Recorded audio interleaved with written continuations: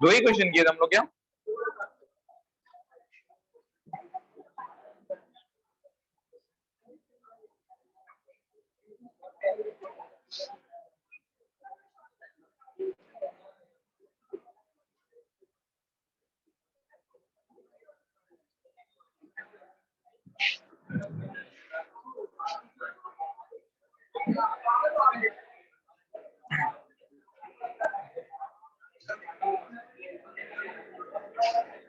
चलो आगे देखते हैं, ठीक है, बात नहीं करो।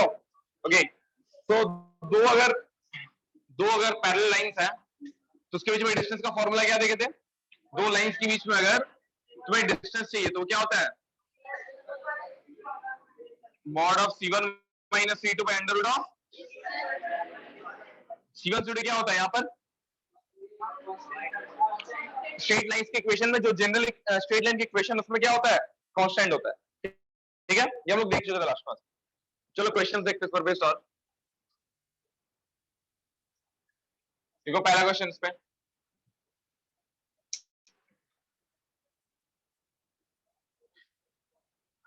find the equation of the line midway between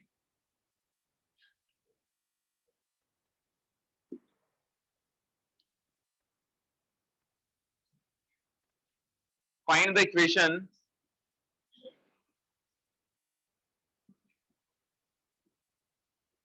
of the line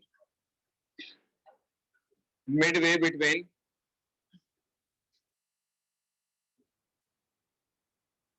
find the equation of the line midway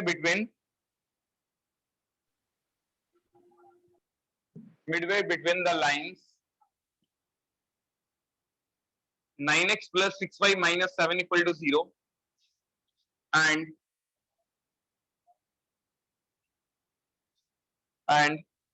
3x plus 2y plus 6 equal to 0। चलो बनाओ जल्दी से।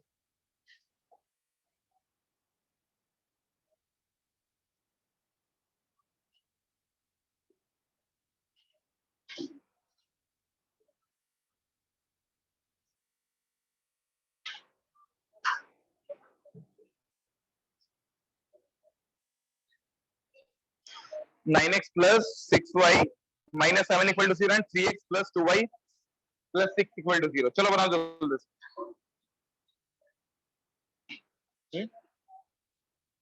क्या हुआ? अच्छा कॉल उठाओ।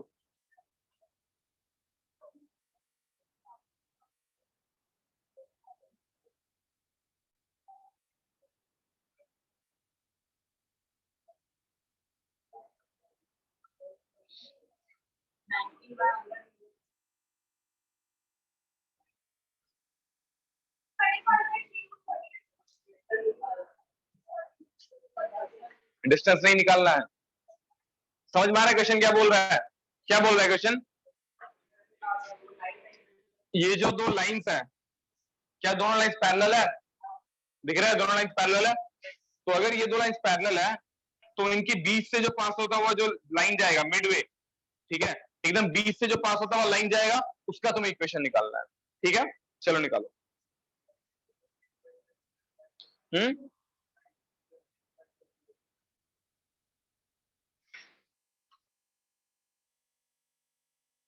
9x प्लस उसको पूरा एलसीएम लेकर के बताओ। या सही है, गुड। बाकी लोग बनाओ जल्दी से, बाकी लोग जल्दी से बनाओ।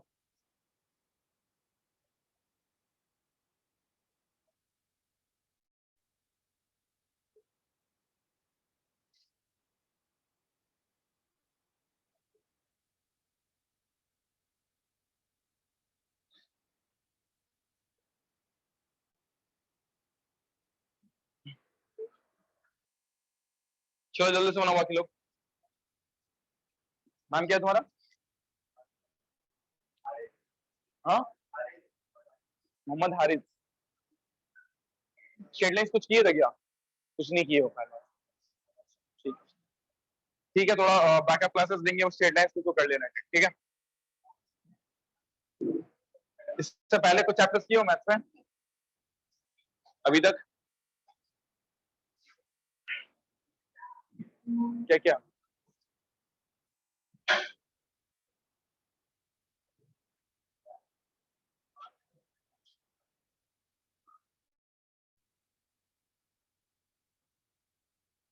स्कूल कौन सा है तुम्हारा? लोयला? 10 तक वहीं तक हो? भी उसी में हो? ठीक है,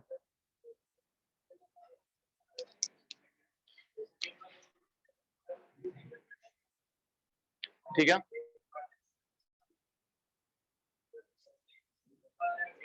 हम्म। दोनों का?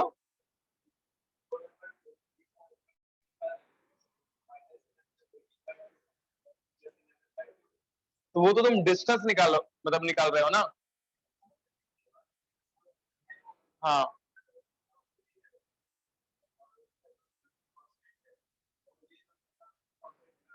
तुम बोल क्या रहे हो? तुम ये सोचो, तुम लॉजिकली सही साउंड कर रहे हो? तुम सोचो तो, लॉजिकली सही साउंड कर रहे हो? तुम क्या बोल रहे हैं कि ठीक है, सबसे पहले ये लाइन कर रहा है 9x plus 6y minus 7 equal to 0। उसको भी तुम पहले 3 से मल्टीप्लाई कर रहा है, तो कितना हो जाएगा? 9x plus 6y plus 18 equal to 0, ठीक है। हाँ, अब क्या बोल रहे थे? हाँ,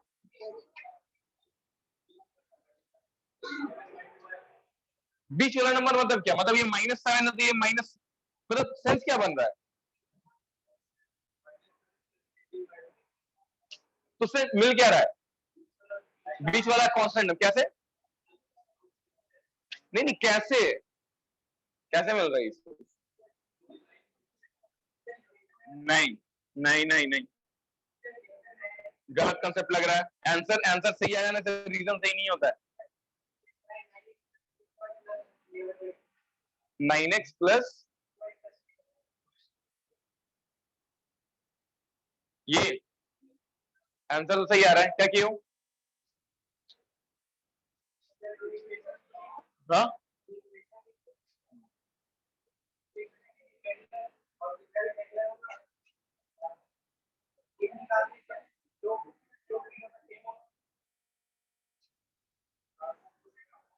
अच्छा ठीक है, देखो देखो।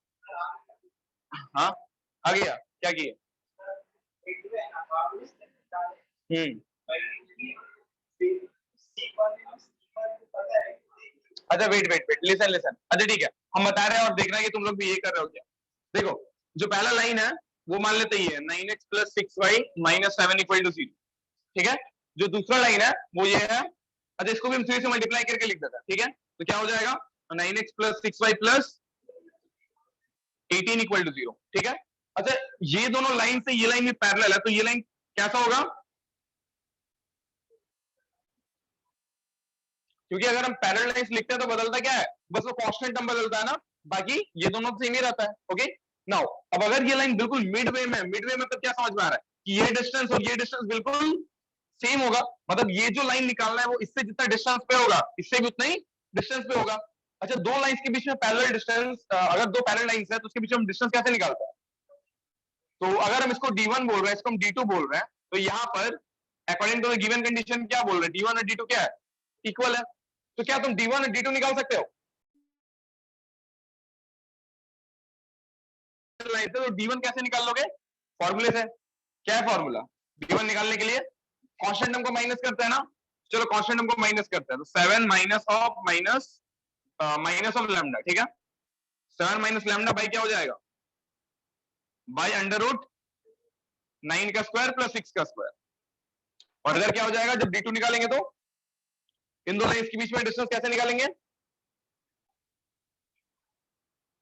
Lambda minus 18 by under root 9 का स्क्वायर प्लस 6, ठीक है।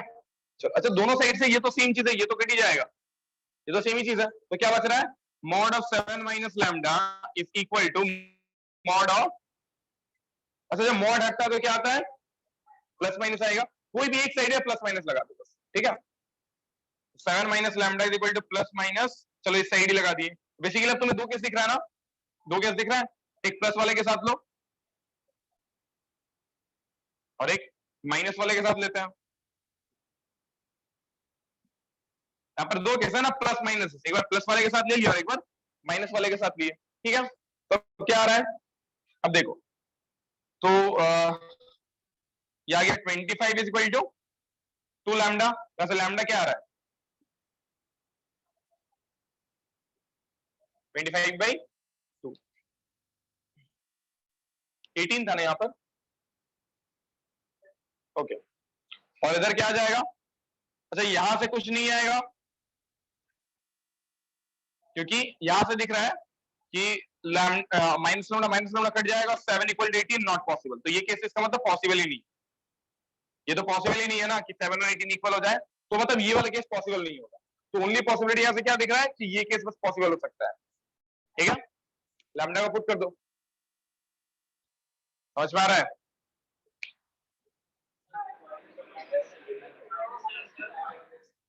क्या हुआ? अच्छा यहाँ -7 होगा ना, ओके ओके, यहाँ -7 हो जाएगा ना, C1 माइनस C2 करेंगे तो -7 माइनस लैम्डा हो जाएगा, ओके। तो ओके, तो यहाँ माइनस हो जाएगा, यहाँ माइनस आ जाएगा, यहाँ माइनस, तो माइनस आ जाएगा, तो यहाँ लैम्डा क्या है 11 इक्वल टू 2 लैम्डा, तो लैम्डा यहाँ से क्या आ जाएगा 11/2, कर वो नहीं रहे, ये चीज लॉजिकल है ना, हम क्या कर रहे हैं, हम वो कांस्टेंट निकाल रहे हैं, तुम जो बोल रहे हो वो सेंस कैसे कर रहा है, सोचो तुम ही। हम यहाँ पर क्या कर रहे हैं, हम यहाँ पर बोल रहे हैं कि क्योंकि ये मिडवे में तो ये डिस्टेंस सेम होगा, और डिस्टेंस को सेम कर रहे हैं तो हम लैम्डा मिल जा रहा है, हो गया, ठीक है। तो अब लाइन का इक्वेशन क्या हो जाएगा, इक्वेशन ऑफ द लाइन क्या हो जाएगा, 9x plus 6y plus 11/2 equal to 0, lambda ही तो निकालना था, लैम्डा मिल चुका था, लैम्डा को डाल दो तो लाइन मिल गया, ओके। अब यहाँ पर थोड़ा एलसीएम ले लो तो कितना आ जाएगा, 18x plus 12y plus 11 equal to 0, समझ में आ रहा है।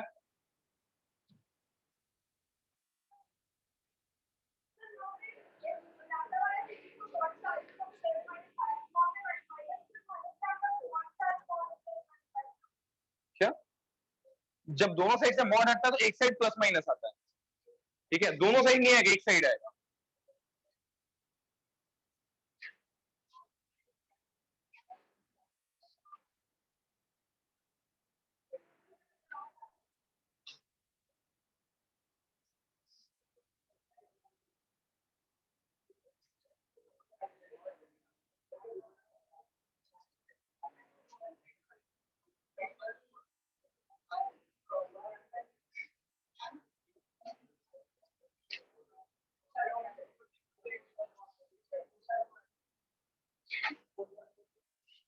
चलो अगला नेक्स्ट लिखो, find the equation of the line, find the equation of the line,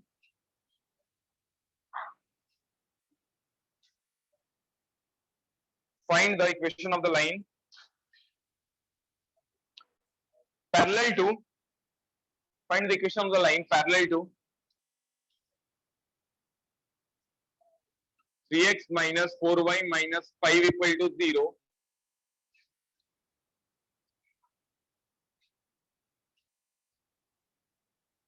which is at a unit distance, which is at a unit distance from it, which is at a unit distance from it. चलो एकदम simple question जल्दी से बनाओ,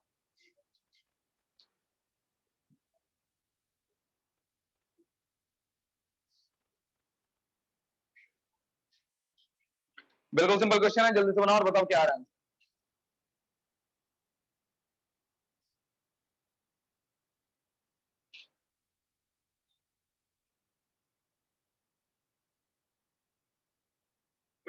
हाँ, जितने में नए student हो थोड़ा क्लास के बाद रुकना तुम लोग, ठीक है, 3 लोग हो ना, ठीक है, थोड़ा क्लास के बाद तुम लोग रुकना।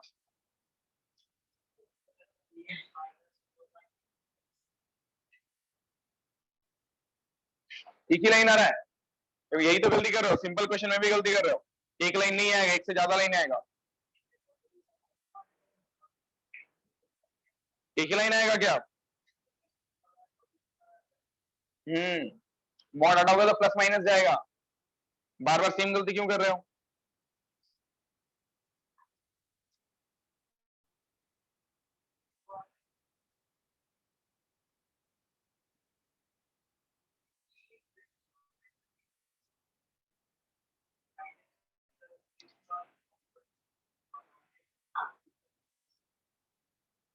हम्म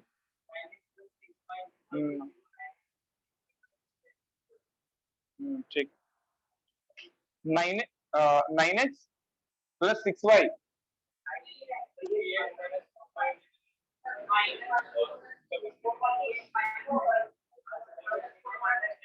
ठीक है, -10 और एक में 0 ठीक, आ गया सबका?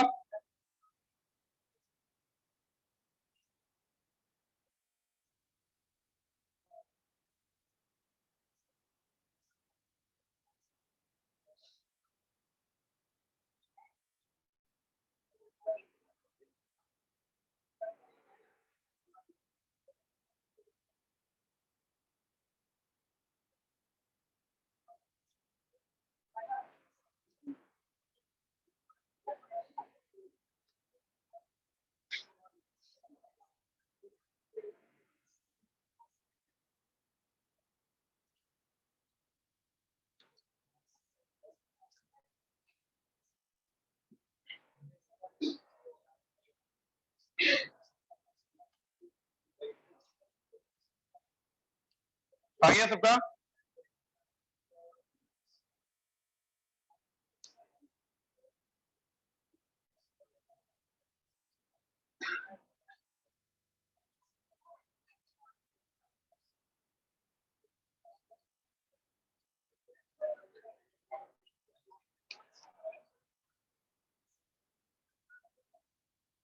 अच्छा, हम लोग एंगल बिटवीन स्ट्रेट लाइन किए था ना, वो जो tan इनवर्स आता था, tan inverse m1 minus m2 by 1 plus m1 m2, वो देखे थे ना?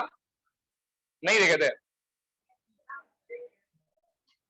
अरे ये हम लोग डिस्कस किए थे या नहीं? अगर दो लाइंस हैं तो दोनों लाइंस के बीच में एंगल जो रहता है, अगर एक्यूट एंगल होता है तो theta equal to tan inverse mod of m1 minus m2 by m1 plus m2, ये किए थे या नहीं? अरे जब भी किए थे ना, ये चीज किए थे ना डिस्कस? ठीक,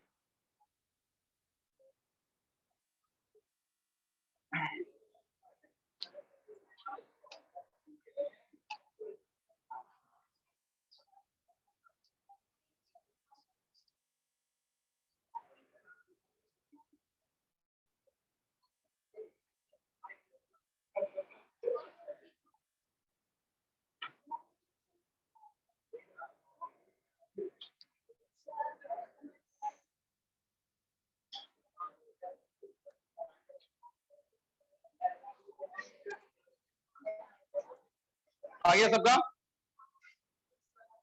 वर्षा क्या है?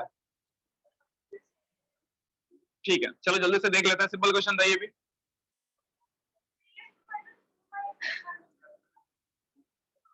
नहीं,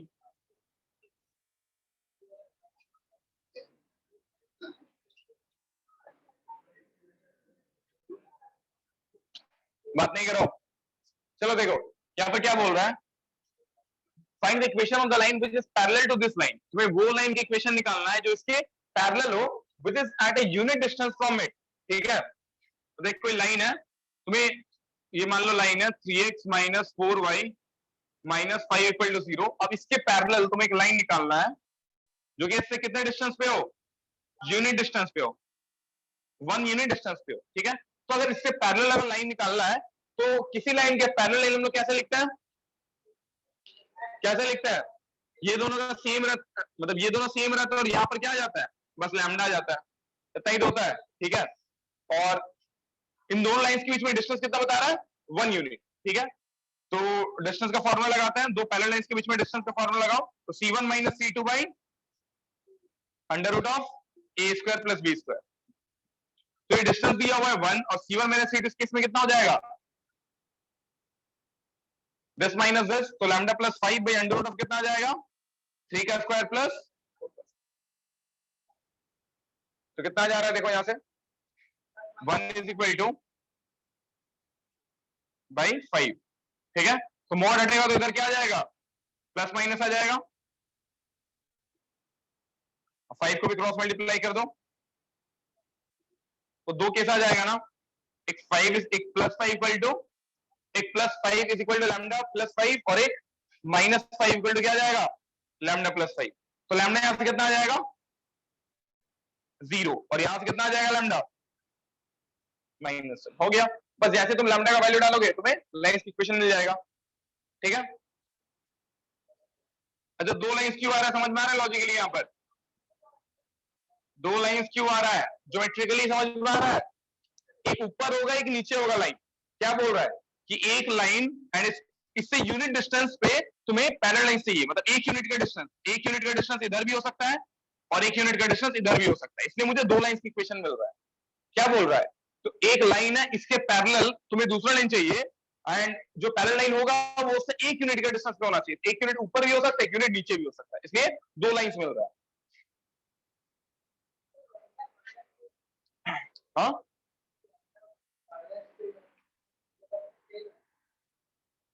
10 आ रहा था लैम्डा,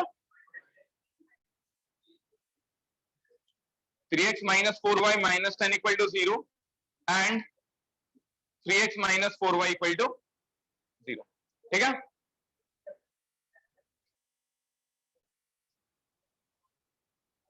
ओके चलो आगे बढ़ते हैं, देखिए सब लोग ना,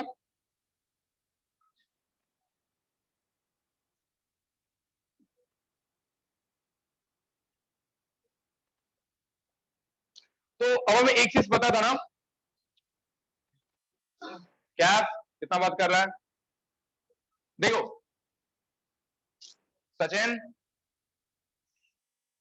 अगर दो लाइन के बीच में अगर मुझे एंगल चाहिए तो मुझे क्या पता होना चाहिए था, पहले अभी तक हम लोग क्या पढ़े थे कि अगर तुम्हें दो लाइंस के बीच में अगर एंगल चाहिए तुम्हें क्या पता होना चाहिए, उसका स्लोप पता होना चाहिए ना। अगर ये लाइन है इसका स्लोप है m1 और ये लाइन इसका स्लोप है m2, तो इन दोनों के बीच में अगर मुझे एंगल चाहिए दिस एंगल, तो एंगल हम कैसे निकाल सकते हैं, theta equal to tan inverse, ये देखे थे tan inverse mod of m1 minus m2 by 1 plus m1 m2, इससे हम लोग थीटा को निकाल लेते हैं, है ना। पर उसके लिए मुझे m1 और m2 चाहिए होता है, ओके। अब अगर मान लो लाइन का अगर हम इक्वेशन दे दे, तुम्हें लाइन की इक्वेशन दे देता है, तो अब क्या तुम दो लाइंस के बीच में एंगल निकाल लोगे, हम बोल रहे हैं कि दो लाइंस दे देंगे तुम्हें, दो लाइंस की इक्वेशन बता देंगे कुछ, मान लो ये 2x plus 4y plus 7 equal to 0 और ये x plus y plus 9 equal to 0, मान लो ये दोनों लाइंस का तुम्हें इक्वेशन बता दें, तो क्या अब तुम इन दोनों के बीच में एंगल निकाल लोगे, हाँ अच्छी तरह कैसे निकालोगे, हाँ एग्जैक्टली यही फॉर्मूला को यूज करेंगे। अब यहां से हम लोग क्या करेंगे, स्लोप को निकाल लेंगे, अगर दोनों लाइंस का मुझे स्लोप पता है तब तो एंगल निकाल सकते हैं, तो इन दोनों लाइंस से हम पहले स्लोप निकाल लेंगे, हम और पता चल जाएगा, इसमें डाल देंगे, इतना ही तो है, ठीक है। चलो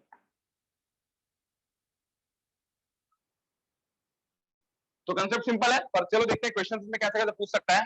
तो हेडिंग दे दो यहां पर, angle between straight lines, angle between straight lines, angle between straight lines when their equations are given, when their equations are given। तो डायरेक्टली इसमें हम लोग क्वेश्चंस देखते हैं।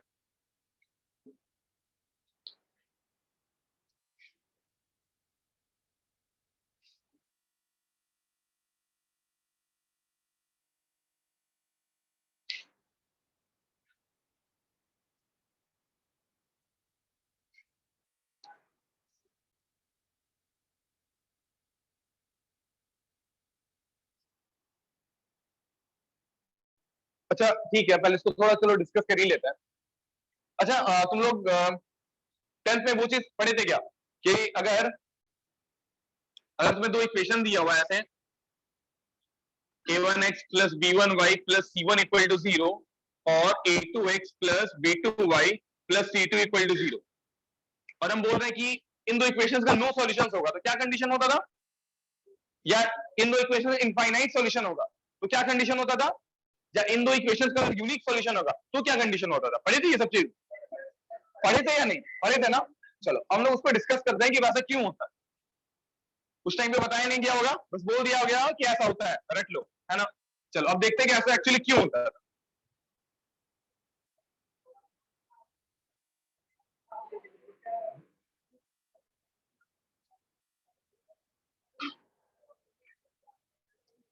ठीक है, सुनो, तो मान लो तुम्हारे पास दो इक्वेशन दिया हुआ है, ठीक है, दो लाइंस की इक्वेशन दिया हुआ है।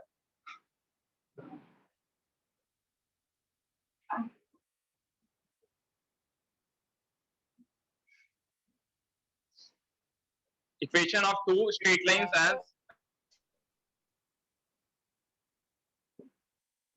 ठीक है, मान लो तुम्हारे पास दो स्ट्रेट लाइंस है, a1x plus b1y plus c1 equal to 0 and a2x plus b2y plus c2 equal to 0। मान लो तुम्हारे पास दो स्ट्रेट लाइंस है, ठीक है, दिस एंड दिस। तो इन दोनों के बीच में अगर मुझे एंगल निकालना है तो निकाल सकते हैं बहुत इजीली ना। इसका स्लोप क्या हो जाएगा, पहला इनका स्लोप क्या हो जाएगा बताओ?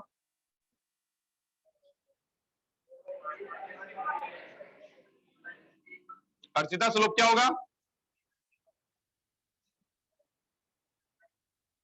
-a1/b1। और यहां से क्या हो जाएगा? -a2/b2। तो अब अगर हम अब अगर इसके बीच में अगर एंगल निकालने बोलेगा तब तो निकाल देंगे उसी फॉर्मूला से, बस वहां पर m और m2 की ये सब वैल्यू को डाल देंगे, ठीक है। चलो पहला वो तो क्लियर है। अब अगर ये दो लाइंस जो है, ये दो लाइंस अगर पैरेलल होगा, ये दो लाइंस अगर पैरेलल होगा मतलब कभी भी इंटरसेक्ट करेगा ही नहीं, तो क्या तुम्हें ये दो इक्वेशंस का भी सॉल्यूशन देगा? अगर दो लाइंस दे दिए, उसका पॉइंट ऑफ इंटरसेक्शन निकालना है तो कैसे निकालते हैं? दोनों को सॉल्व करके, दोनों का साइमल्टेनियसली सॉल्व करके। अगर हम तुम्हें दो लाइंस की इक्वेशन दे दे, अगर हम तुम्हें दो लाइंस का इक्वेशन दे दे, दोनों का साइमल्टेनियसली सॉल्व कर लोगे तो क्या मिल जाता है? पॉइंट ऑफ इंटरसेक्शन मिल जाता है, ठीक है। अच्छा, और ये जो लीनियर इक्वेशन होता है ये बेसिकली किसका इक्वेशन होता है? लाइंस का इक्वेशन होता है, ठीक है। तो अगर ये लाइंस का इक्वेशन को रिप्रेजेंट करता है, और यहां पर अगर तुम्हें ये बोल दे रहा है कि ये दो इक्वेशंस का यूनिक सॉल्यूशन है, यूनिक सॉल्यूशन है मतलब अगर हम ज्योमेट्री से सोचे, तुमको बोल रहा है कि ये दो इक्वेशन है, ठीक है, और उसका यूनिक सॉल्यूशन है, इसका मतलब क्या बोलना चाह रहा है? मतलब ये दो लाइंस बोल रहा है एक बार इंटरसेक्ट करेगा, यही बोलना चाह रहा है ना। तो अगर यहां पर ऐसा बोलता है, if these equations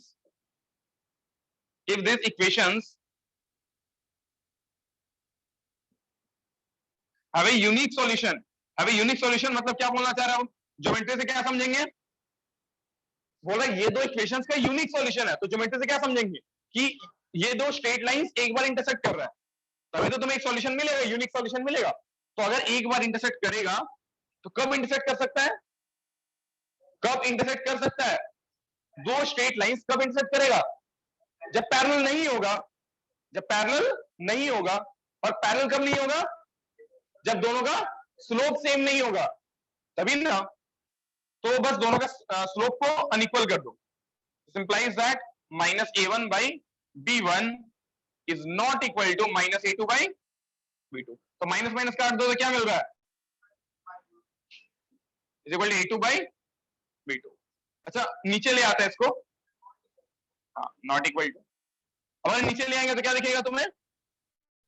a1/a2 is not equal to, क्या ये कंडीशन पढ़े थे यूनिक सॉल्यूशन के केस में?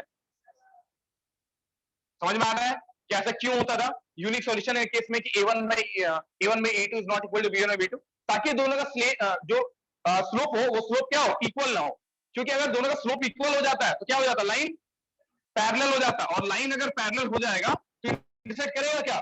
और इंटरसेक्ट ही नहीं करेगा तो सॉल्यूशन मिलेगा क्या? नहीं मिलेगा। तो अगर हम बोलेंगे कि अगर मुझे नो सॉल्यूशन का केस चाहिए, ये दो इक्वेशन तो मुझे कोई भी सॉल्यूशन नहीं चाहिए, नो सॉल्यूशन चाहिए, तो अब इक्वेशन को हम लाइन के फॉर्म में देखेंगे, क्योंकि मुझे पता है कि लीनियर इक्वेशन जो है ये तो स्ट्रेट लाइंस को रिप्रेजेंट करता है। तो अगर बोल रहा है कि ये दो इक्वेशन जो है इसका कोई भी सॉल्यूशन ही नहीं है, तो स्ट्रेट लाइंस से हम इसको क्या सोचेंगे? ये दो स्ट्रेट लाइंस कभी भी इंटरसेक्ट ही नहीं करता है, तभी तो सॉल्यूशन नहीं होगा। तो कब दो लाइंस इंटरसेक्ट नहीं करेगा? जब पैरेलल होगा। और पैरेलल कब होगा? स्लोप इक्वल होगा, ठीक है। यहां पर ब्रैकेट में करके लिख देना, that is the lines are intersecting, है ना। हम लोग अब यहां पर इसको ज्योमेट्रिकली समझेंगे। और लाइन इंटरसेक्टिंग है तो लाइन इंटरसेक्टिंग कब होगा? जब पैरेलल नहीं होगा। तो यहां पर हम लोग स्लोप को इक्वल कर देंगे, ऐसा भी लिख सकते हो, that is m1 is not equal to m2। लिख लो इसको जल्दी से।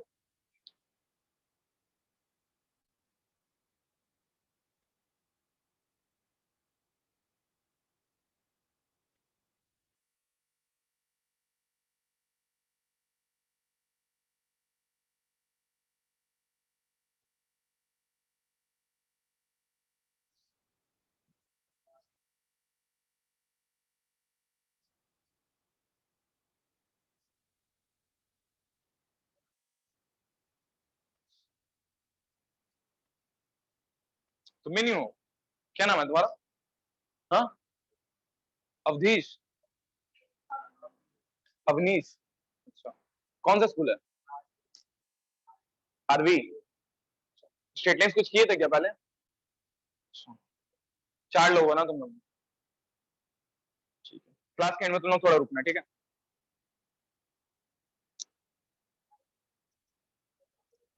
हम्म। हाँ, वे रुकेगा, इसलिए रुकेगा। ओके, तो यूनिक सॉल्यूशन वाला सबको समझ में आया ना? ठीक है, आगे देखते हैं क्या यूज, कितना बात करना है। सेकंड देखते हैं, if the equations, if the equations, लिखे नहीं अभी तक? क्या कर रहे हो, लिखो लिखो जल्दी लिखो।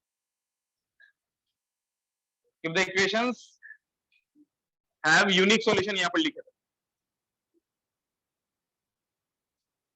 जल्दी लिखो जल्दी लिखो।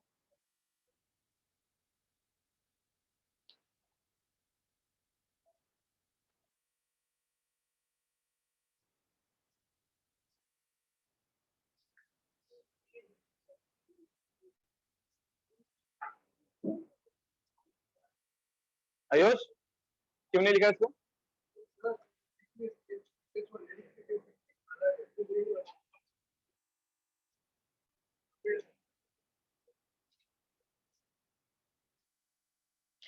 उसको इसमें ये वाला पेज कहां से आ गया? कैसे भाई यार?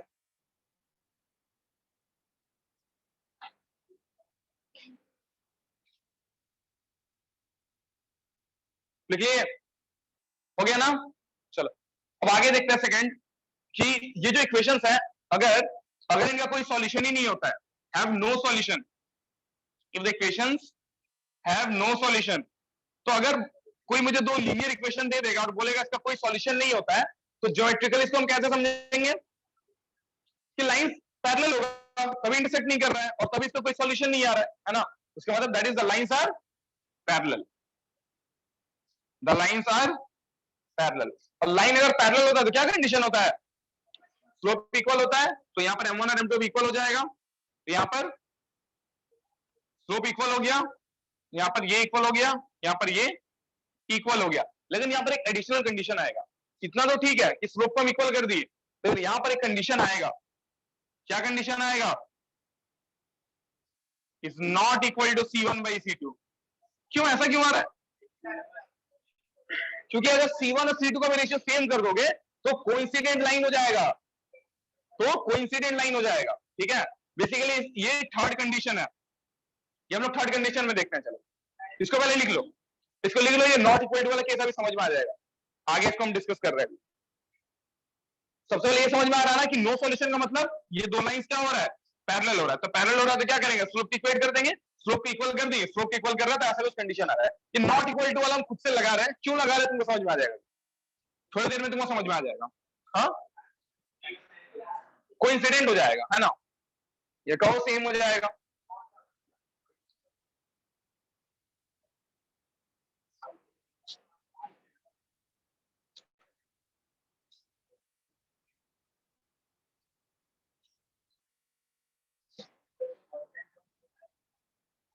बोले तो आगे डिस्कस कर रहे हैं। थोड़ा पेशेंस रखो।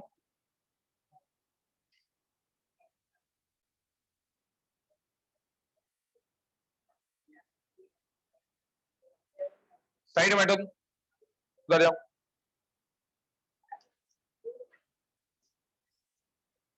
तीसरा, if if this equations have infinite solution.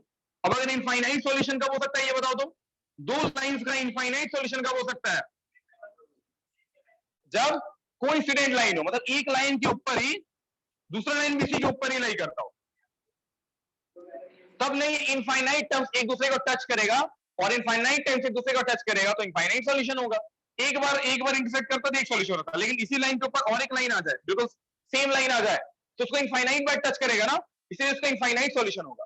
और इनफाइनाइट सॉल्यूशन के इसमें आपका स्लोप तो सेम ही होने वाला है, क्योंकि उसी का लॉन्ग जा रहा है, तो स्लोप तो सेम होगा ही। तो अगर इनफाइनाइट सॉल्यूशन होगा तो क्या बोलेंगे? The lines are coincident.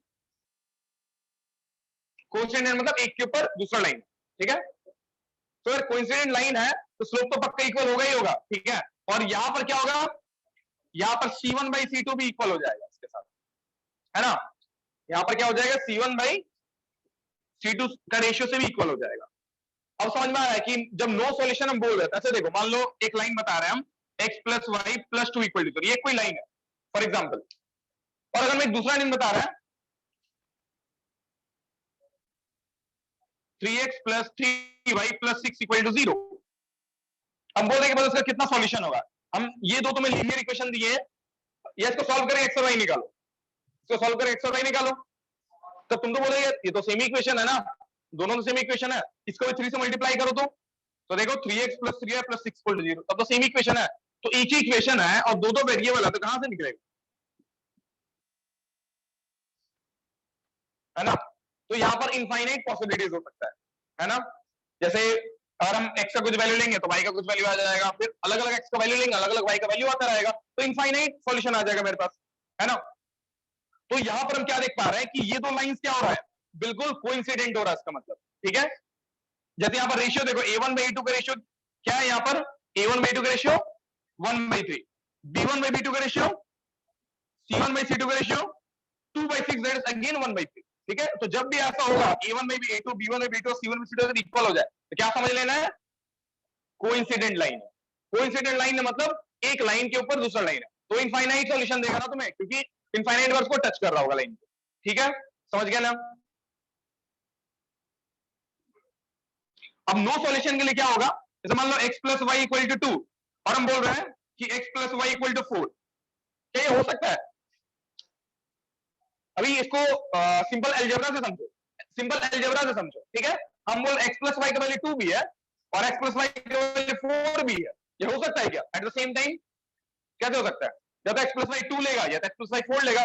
अब लाइन से समझो, पहले इसको अलजेब्रा से समझोगे तो क्या बोलेंगे, कोई सॉल्यूशन होगा ही नहीं, ये कभी ऐसा हो ही नहीं सकता है कि x प्लस वाई का वैल्यू 2 भी हो जाए और x प्लस वाई का वैल्यू 4 भी हो जाए, ऐसा कभी हो सकता है क्या? नहीं हो सकता है। अब स्ट्रेट लाइन से समझेंगे, तो ये कोई लाइन है, ये कोई लाइन है x plus Y equal to 2 और ये x plus Y equal to 4, तो ये तो पैरेलल लाइन हो गया ना, लाइन तो पैरेलल हो गया क्योंकि x और y का कोएफिशिएंट तो सेम है, तो पैरेलल हो गया। और अगर पैरेलल लाइन हो गया तो क्या कभी इंटरसेक्ट करेगा?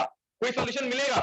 नहीं मिलेगा। तो अब यहाँ पर ज्योमेट्री से भी समझ पा रहा है कि इसका कोई भी सॉल्यूशन होगा ही नहीं, क्योंकि ये दो, अगर उसको लाइन के कंसेप्ट से समझेंगे तो मुझे ये दो पैरेलल लाइंस दिख रहा है, और दो पैरेलल लाइंस होता है तो उसका सॉल्यूशन नहीं होगा ऑफ कोर्स। और ज्योमेट्री से समझोगे तो x प्लस वाई का वैल्यू 2 और x प्लस वाई का वैल्यू 4 एक साथ हो ही नहीं सकता है। एक साथ कैसे होगा? या तो x प्लस वाई 2 रहा होगा या तो 4 रहा होगा, सेम कैसे हो सकता है? अलग अलग वैल्यू कैसे ले सकता है?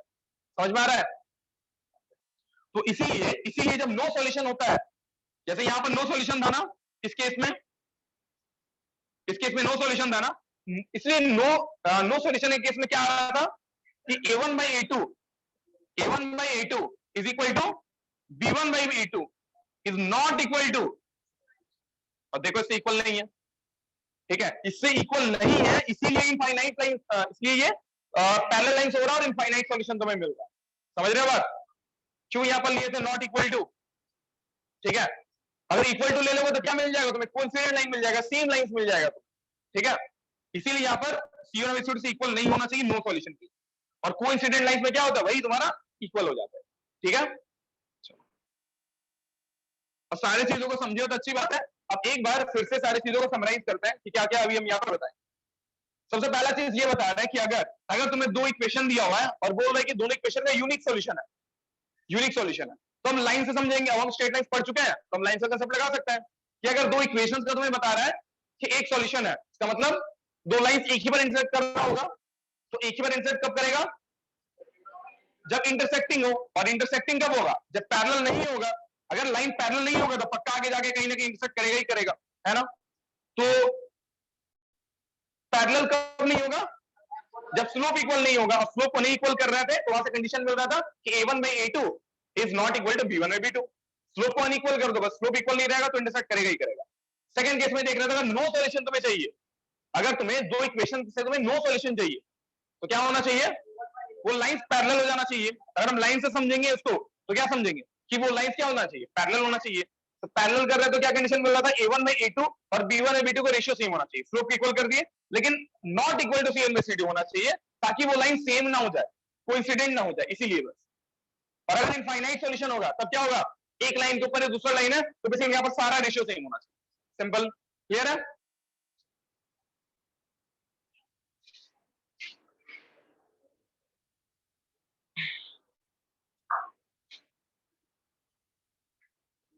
अच्छा, और एक चीज यहां से ये भी समझ सकते हैं कि अगर दो लाइंस परपेंडिकुलर होता है, अगर दो लाइंस परपेंडिकुलर होगा तो फिर यहां से क्या मतलब, या फिर a1 a2 b1 b2 में क्या रिलेशन देखने को मिलेगा अगर दो लाइंस परपेंडिकुलर होता है तो यहां पर एक चौथा भी लिख लेता है, if the lines are perpendicular, if the lines are perpendicular, ये जो दो लाइंस बता रहा है, लीनियर इक्वेशन है तो लाइंस ही बता रहा होगा, है ना। तो अगर ये दो लाइंस अगर परपेंडिकुलर है तो परपेंडिकुलर में क्या कंडीशन होता है?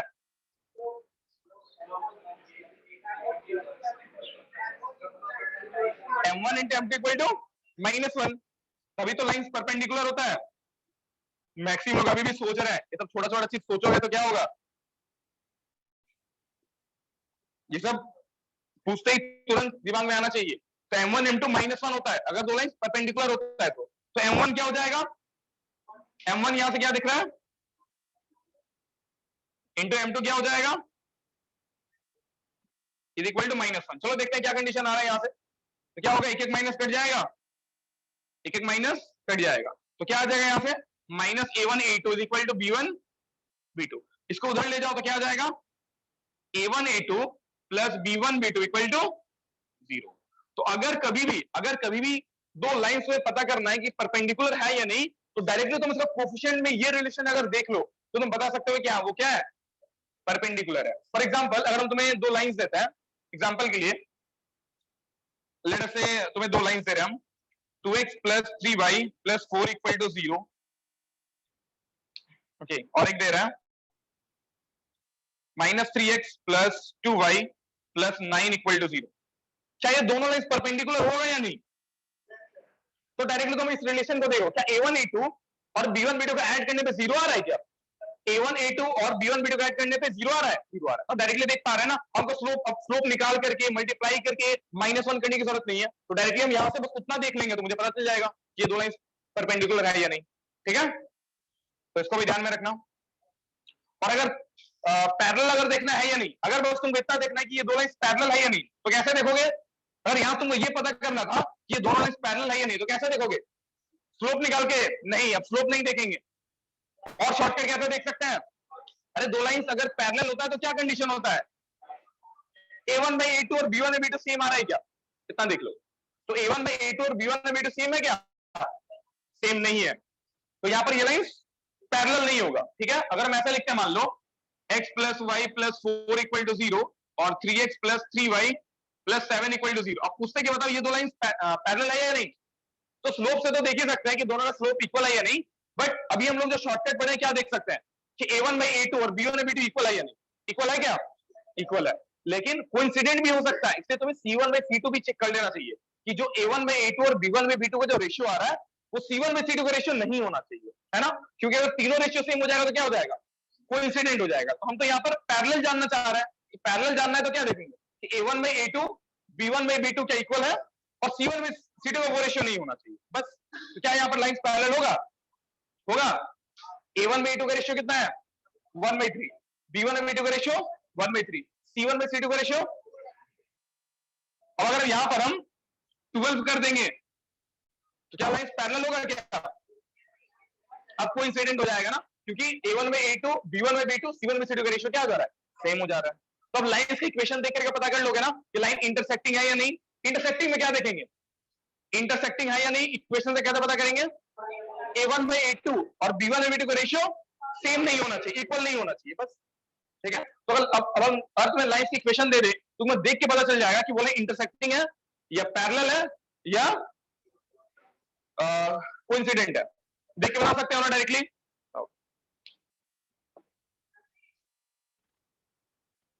जस्ट एग्जांपल्स करो, चलो लिख लो जल्दी सा।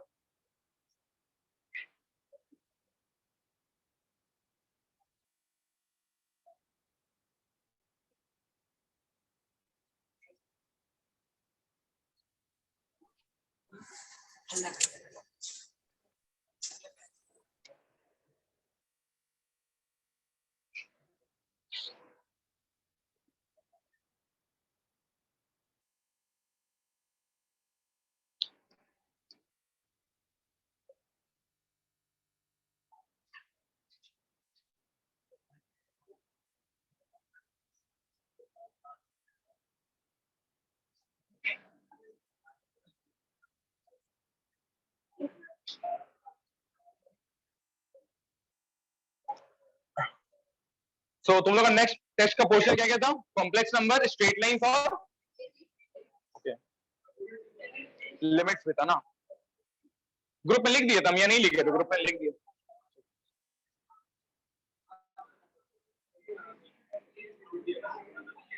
क्यों? मतलब किस टॉपिक से कितना आएगा? तो स्ट्रेट लाइन सबको सबसे ज्यादा आएगा, ठीक है, और बाकी तीनों से फिर आएगा। 4 टॉपिक है ना, 5 टॉपिक दिए थे। अच्छा, तो स्ट्रेट लाइंस है और एपीजीपी, अरे उसके एक ही मानो यार, वो एक ही हो गया। अब वो एक ही हो गया, जब अलग अलग पढ़े तो अलग दाब, एक ही हो गया वो, ठीक है। फिर कॉम्प्लेक्स नंबर और 4 है 5 नहीं, कॉम्प्लेक्स नंबर नहीं है, ठीक है। तो देखो डिस्ट्रीब्यूशन बता दे रहा है, इससे 10 रहेगा, इससे 5, इससे 5, इससे 5, ठीक है। क्या अभी स्ट्रेट लाइन जो करंट टॉपिक चल रहा है उससे ज्यादा रहेगा, बाकी सबसे 5-5 क्वेश्चन आएगा, ठीक है।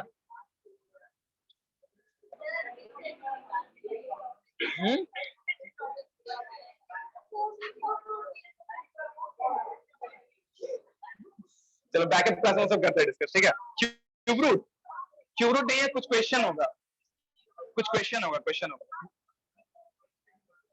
डिस्कस करेंगे, टेंशन मत लो। Find the angle between the straight line.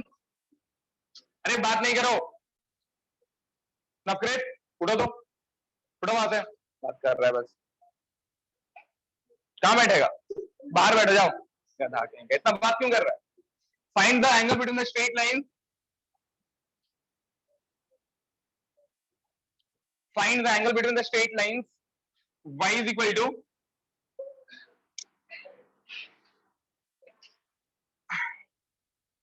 y is equal to 2 minus root 3 into x plus, and y is equal to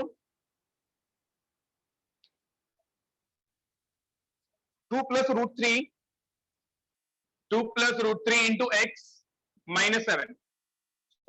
ये तो लाइंस दे दी और बोल रहा है कि इन दोनों के बीच में एंगल्स निकालना है, चलो जल्दी से निकालो।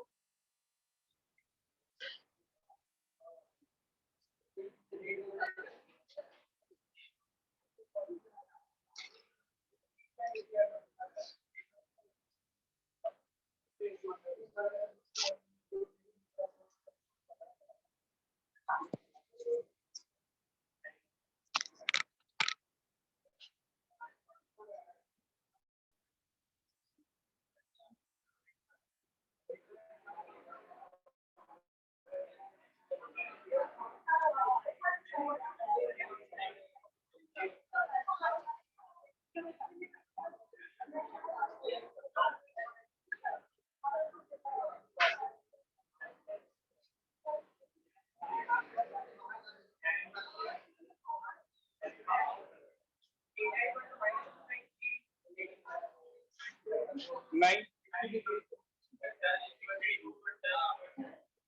60 डिग्री का करेक्ट आंसर।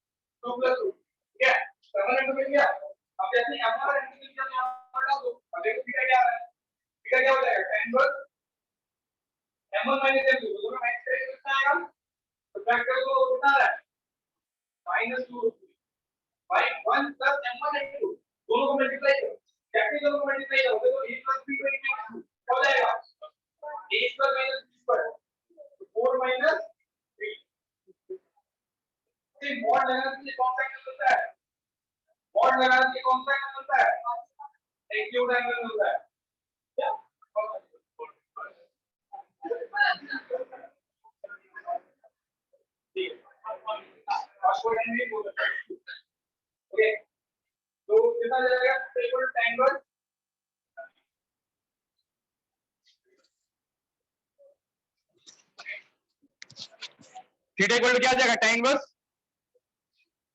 -3 ये कितना आ जाएगा 2, ये कट जाएगा तो थीटा कितना आ जाएगा tan inverse modulus of minus. अच्छा मॉड के अंदर अगर तुम माइनस भी दोगे तो क्या बना देगा, उसको पॉजिटिव बना देगा, तो tan इनवर्स √3 बना देगा इसको, और tan इनवर्स √3 क्या हो जाएगा, मतलब tan इनवर्स √3 का मतलब क्या कि tan थीटा √3 कब होता है, कब होता है 60 डिग्री पे, जिसको कि हम लोग पाई में 3 लिख सकते हैं, है ना। बहुत सिंपल क्वेश्चन था, डायरेक्टली तुम्हें दो लाइंस दे दिया था और बोल रहा है दोनों लाइंस बीच में एंगल निकालो, तो दो लाइंस के बीच में लोग एंगल कैसे निकालते हैं, इस फॉर्मूले से, बस m1 और m2 निकाल दो, हो जाएगा।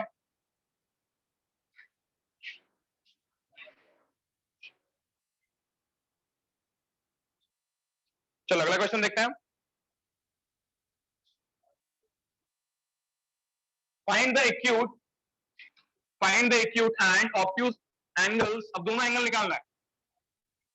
अब देखो दो लाइंस के बीच में अगर हम दो लाइंस बता रहे हैं और इन दो लाइंस के बीच में हम उनसे एंगल पूछ रहे हैं, तो दो लाइंस के बीच में दो एंगल होता है ना, एक एंगल होता है, दो एंगल होता है, बेसिकली घुमा फिरा के सेम ही चीज है, लेकिन एक एक्यूट बनता है, जैसे ये दो लाइन से, ये एक लाइन है, ये एक लाइन, और बोलेंगे दोनों के बीच में एंगल्स बताओ, तो कोई ये एंगल को बताएगा, दोनों के बीच में ये एंगल है, क्या फिर कोई ये एंगल भी तो बता सकता है, यही बता सकता है ना। तो अगर हम इसको एक्यूट बोल रहे हैं तो ये एंगल क्या हो जाएगा, ऑब्ट्यूज हो जाएगा। तो ये अगर थीटा है, तो अगर तुम्हें एक्यूट पता है, अब अगर तुम्हें एक्यूट एंगल पता है और कोई तुमसे पूछ रहा है कि बताओ ऑब्ट्यूज एंगल कैसे निकालोगे, 180 माइनस थीटा कर दोगे, 180 मतलब पाई माइनस थीटा कर दो, तुम्हें ऑब्ट्यूज भी मिल जाएगा, और एक्यूट निकालने का तो फॉर्मूला पता है, तो एक्यूट निकाल लो। कोई ऑब्ट्यूज भी निकालने बोलता तो क्या करोगे, बस पाई माइनस थीटा कर दोगे, तुम्हें ऑब्ट्यूज एंगल भी मिल जाएगा, है ना। तो जैसे यहां पर क्वेश्चन दे रहा है,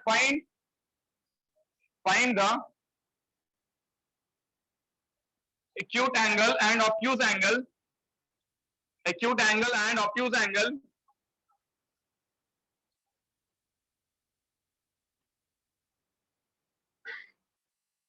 find the acute angle and obtuse angle between the lines Find the acute angle and obtuse angle between the lines x minus 2y plus 3 equal to 0 and 3x plus y minus 1 equal to 0. इन दो lines के बीच में बोल रहा है कि acute angle और obtuse angle दोनों का निकालो. चलो तो पहले एक्यूट एंगल निकालेगा तो मैं डायरेक्ट फॉर्मूला बताया और ऑब्ट्यूज बताई दी कि कैसे निकालना है.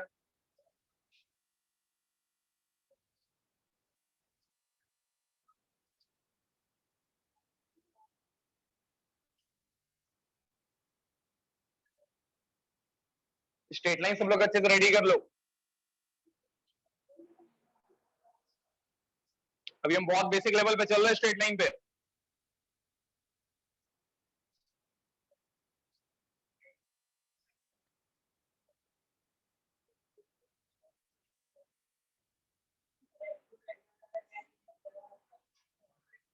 tan इनवर्स 7/5 नहीं, tan इनवर्स 7/5 नहीं आएगा एक्यूट एंगल. हाँ -7 एक्यूट एंगल पूछ रहे. एक्यूट एंगल जब एक्यूट ले रहे हो तो मॉड आ जाएगा ना, तो -7 को +7 बना देगा. हाँ हाँ tan इनवर्स 7 आ जाएगा. एक्यूट एंगल आ जाएगा tan इनवर्स 7. तो एक्यूट एंगल अगर tan इनवर्स 7 आ रहा है तो ऑब्ट्यूज एंगल कितना हो जाएगा? Pi minus tan inverse 7. 7/5 तो नहीं है, 7/5 आ रहा है. तो सिंपल सा क्वेश्चन में गलती क्यों हो रहा है? तो बहुत सिंपल है.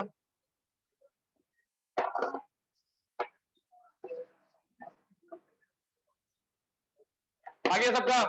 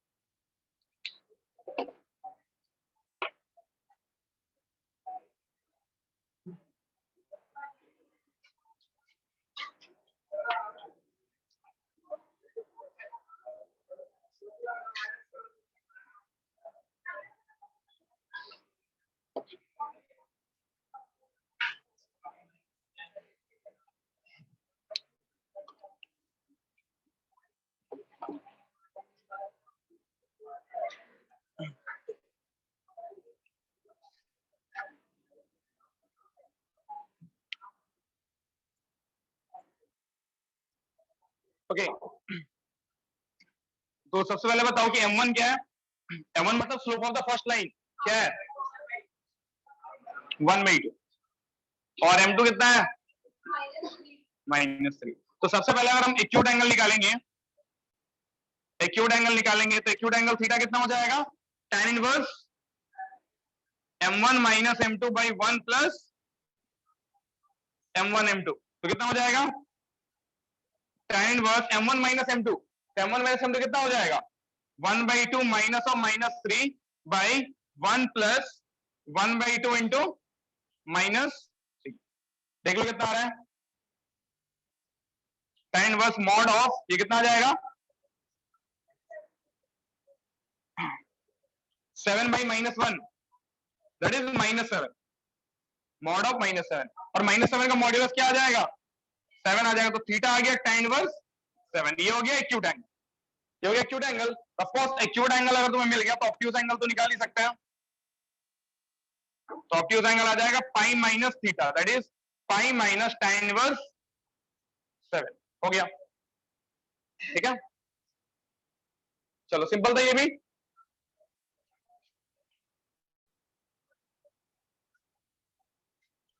चलो जल्दी से देखते हैं अगला question.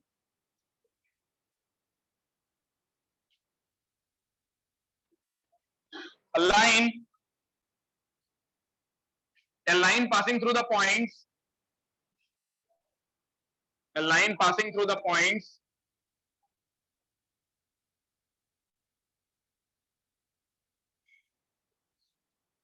A line passing through the points A, 2A line passing through the points a comma 2a and minus 2 comma 3 and minus 2 comma 3 is perpendicular to the line 4x plus 3y plus 4x plus 3y plus 5 equal to 0. Then find the value of a.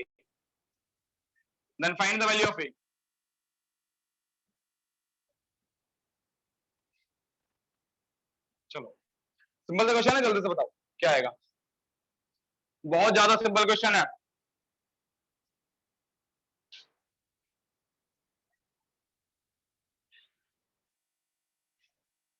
जल्दी से 10 से 20 second का question है ये, से ज्यादा नहीं।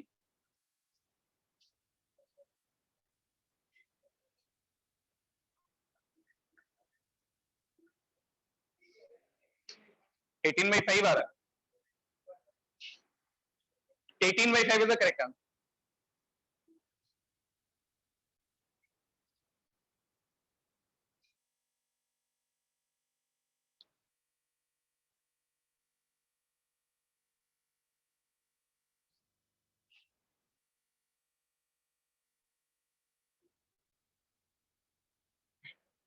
आ गया सबका?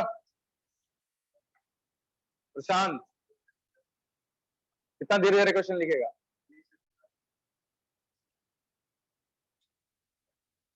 वर्षा नहीं आ रहा है सर, ये क्वेश्चन नहीं आ रहा, फिर तुम लोग क्या स्ट्रेट लाइन पढ़ रहे हो बताओ तो। अगर ये क्वेश्चन नहीं आ रहा मतलब तुम लोग अभी तक कुछ स्ट्रेट लाइन नहीं पढ़े हो। अमन नहीं आया? पीयूष, कौशल बताओ यार, इतना सिंपल क्वेश्चन नहीं बताओ तो कैसे चलेगा? नवकृत नहीं आया अभी तक? आ गया? भाई इतना इजी क्वेश्चन नहीं बताओगे तो कैसे होगा? तो क्या स्ट्रेट लाइन दोनों पढ़ रहा है? कितना? -14/5 कितना रहा है? हाँ बनाओ जल्दी बनाओ। अरे सिंपल बोल रहा है, इन दो पॉइंट्स को ज्वाइन करता हुआ जो लाइन है वो उससे परपेंडिकुलर है। कितना स्ट्रेट फॉरवर्ड क्वेश्चन बोल रहा है। अच्छा अभी बस को समझ में आ रहा है। हाँ पैरेलल लिखी थी। वाह इतना अच्छा से लिखा हुआ है, देखो तो परपेंडिकुलर। पैरेलल कैसे दिख गया तुमको?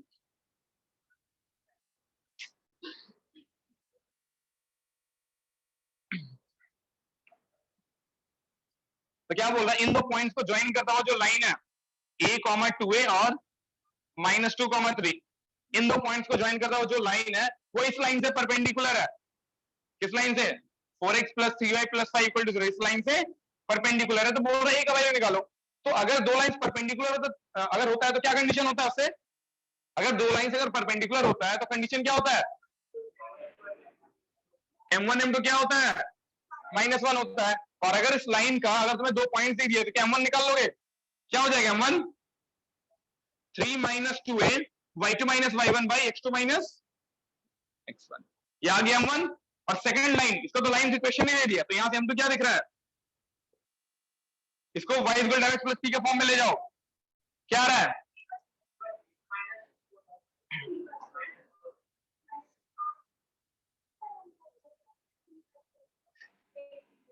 तो क्योंकि लाइंस परपेंडिकुलर है, this implies that m1 m2 क्या होगा? -1 होगा। तो 3 minus 2a by -2 minus a into -4/3 is equal to कितना हो जाएगा? -1।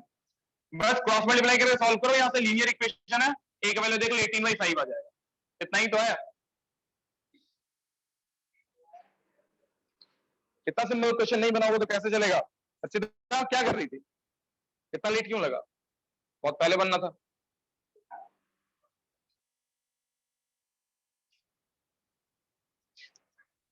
समझ में आया सबको ना? चलो अगला क्वेश्चन देखते हैं।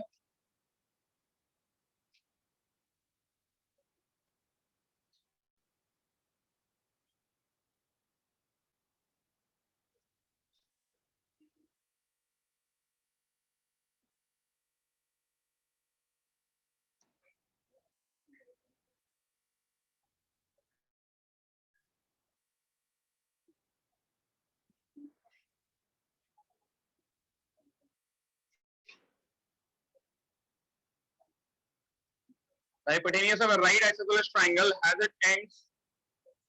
The hypotenuse of a right isosceles triangle has its ends. The hypotenuse of a right isosceles triangle has its ends at the point 1, 3. At the points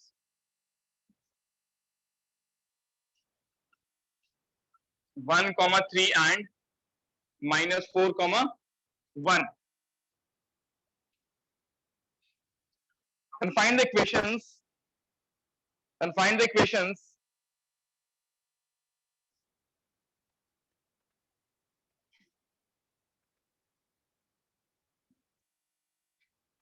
find the equations of the legs, that is perpendicular sides of the triangle.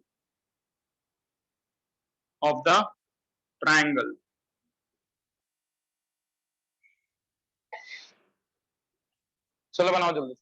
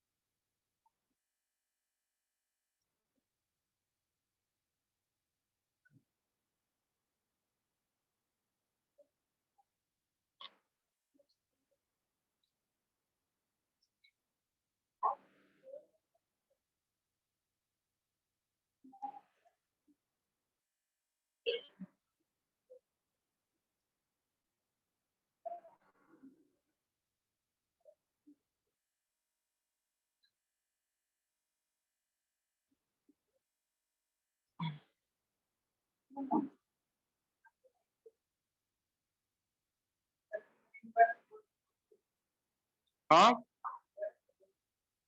2x = 2.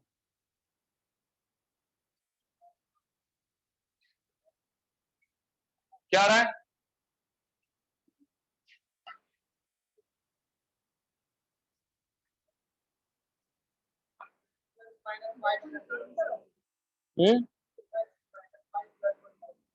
For x side 2x minus y plus 1.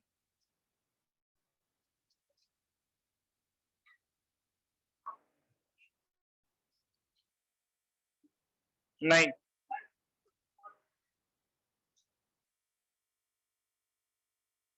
गलत है. आ रहे और किसी का?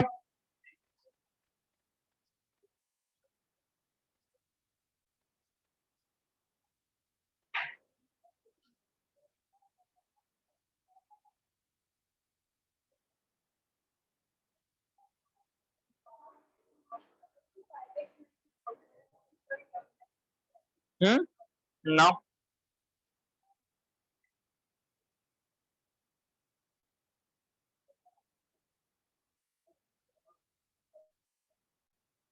आया किसी का?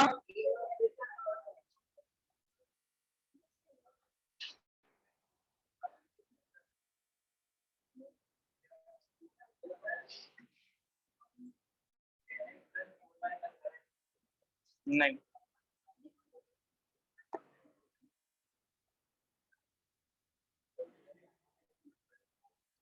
देखो हमेशा हम बार बार बोल रहे हैं कि स्ट्रेट लाइंस या जब भी कोऑर्डिनेट ज्योमेट्री का चैप्टर पढ़ोगे तो एक रफ डायग्राम बनाओ, ठीक है?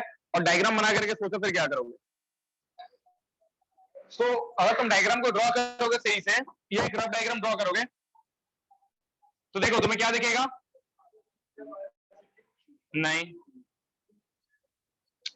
अब ध्यान दो, देखो एबीसी एक राइट एंगल ट्राइंगल बोल रहा था।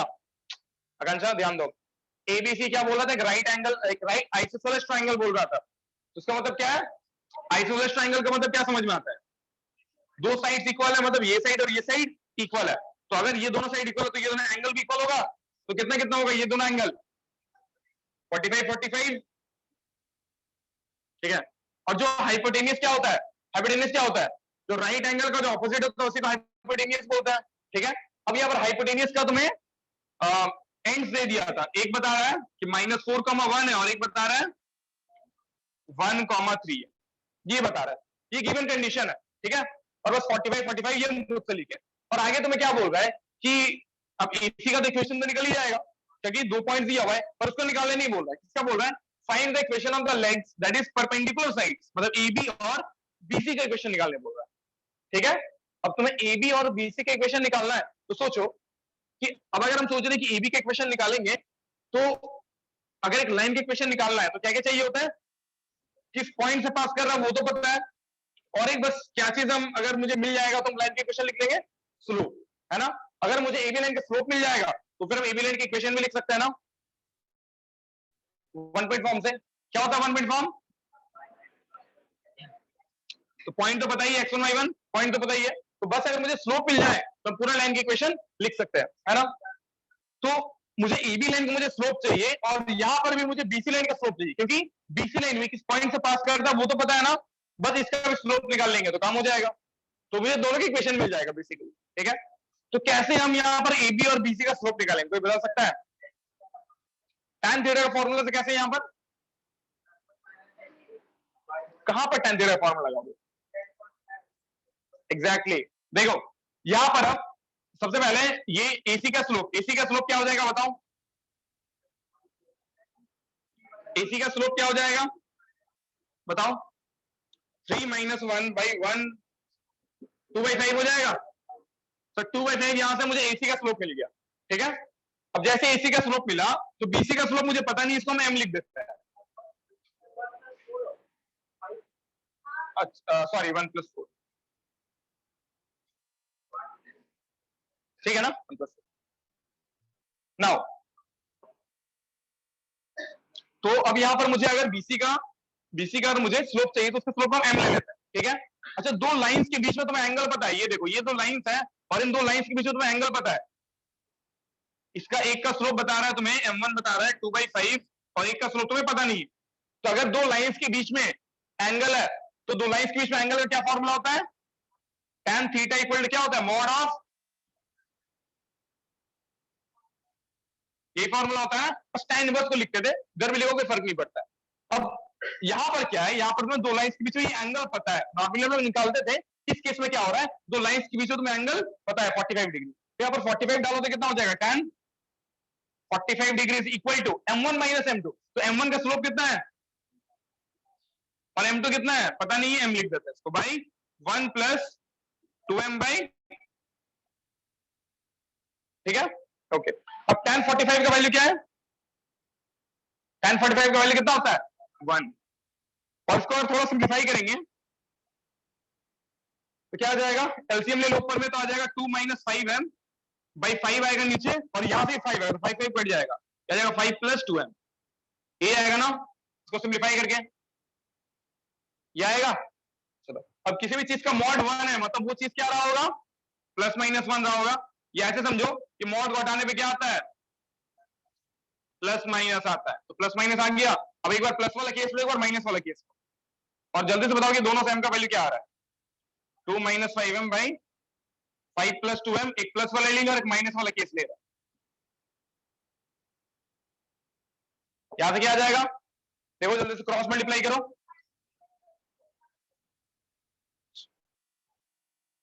तो 7m इज इक्वल टू -3, तो m यहां से क्या मिल जा रहा है -3/7, यहां से क्या मिल जा रहा है -5 - 2m, 2 - 5, तो कितना आ जाएगा 3m इज इक्वल टू 7, यहां से m कितना आ जाएगा 7/3, ठीक है, या तो लिखो जल्दी से, यहां तक नोट करो जल्दी से, फिर आगे एक्सप्लेन करता है।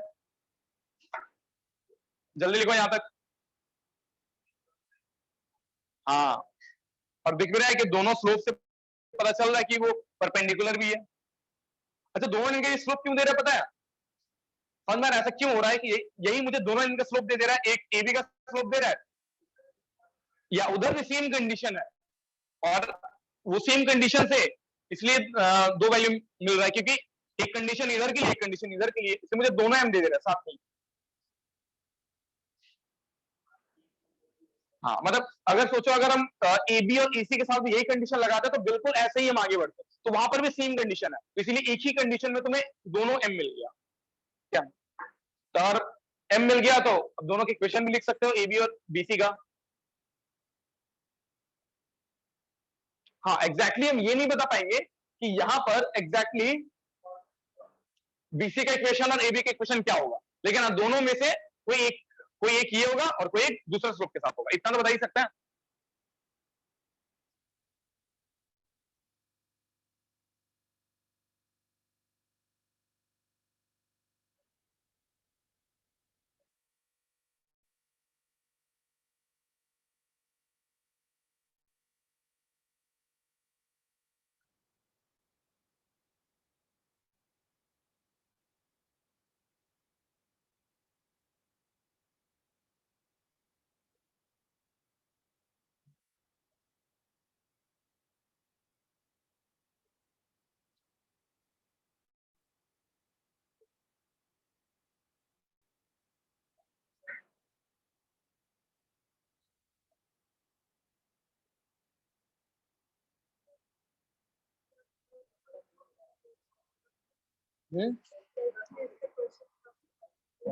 स्ट्रेट लाइन से क्यों?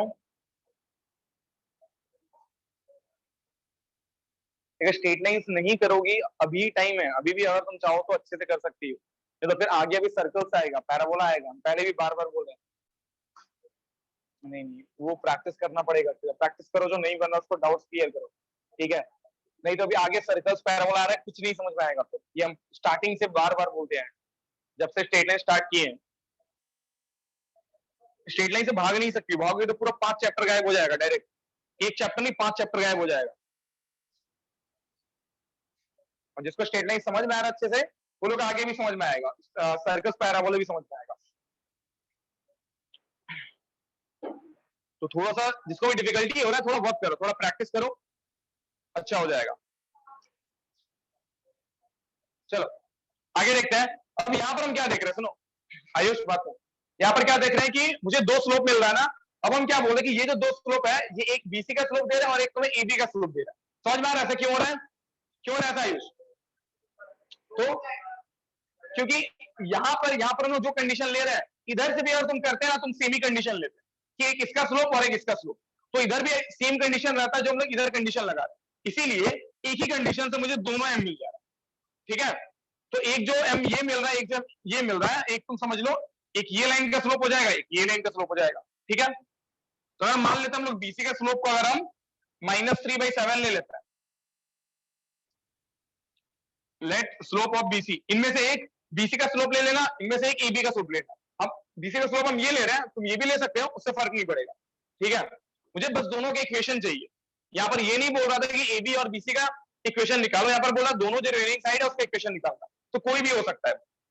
तो अगर हम बीसी का अगर हम स्लोप को ये मान लेते हैं -3/7, तो इक्वेशन ऑफ बीसी क्या हो जाएगा? इक्वेशन ऑफ लाइन बीसी क्या हो जाएगा? क्या हो जाएगा? y - y1 is equal to m into x minus x1। तो y - y1 पॉइंट क्या था? किस पॉइंट से बीसी लाइन पास कर रहा था? 1,3 से ना।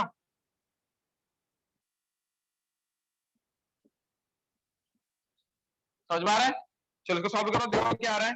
7y - 21 इक्वल to -3x plus 3, so 3x plus 7y is equal to 24। ये आया था किसी का क्या?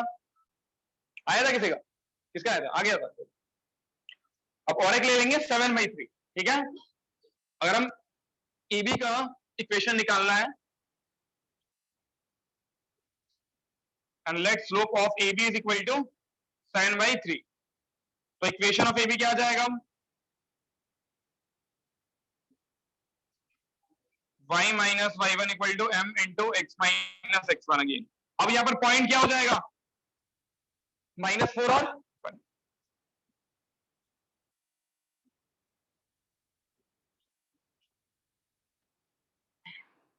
क्या आ जाएगा यहां से, 3y minus 3 equal to 7x plus 28। सबको सेम साइड ले जाओ, 7x minus 3y plus 31 equal to 0। ये मुझे दोनों ही साइड्स का इक्वेशन मिल गया। ठीक है, तू कहां से आ गया, कैलकुलेशन में गलती कर रही हो।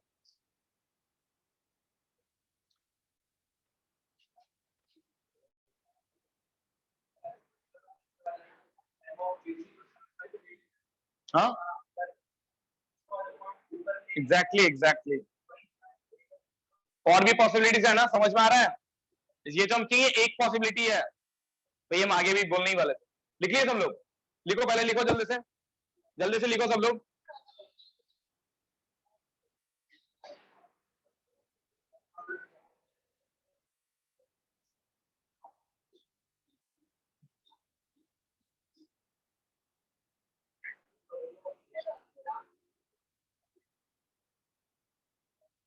तो और एक पॉसिबिलिटी क्या होगा समझ में आ रहा है, अगर हम हाइपोटेनस का एंड्स को बदल दे तो फिर डिफरेंट लाइन आ जाएगा। ठीक है, तो वो कर लोगे, बिल्कुल सेम प्रोसेस है ना, बिल्कुल सेम है।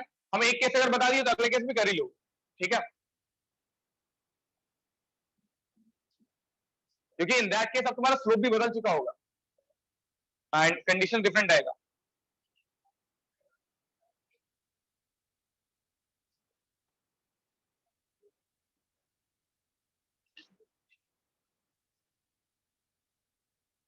चलो अगला क्वेश्चन लिखो।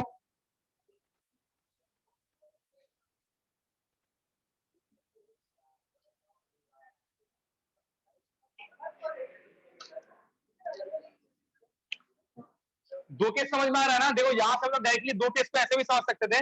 सुनो, बात नहीं करो, अरे बात नहीं करो।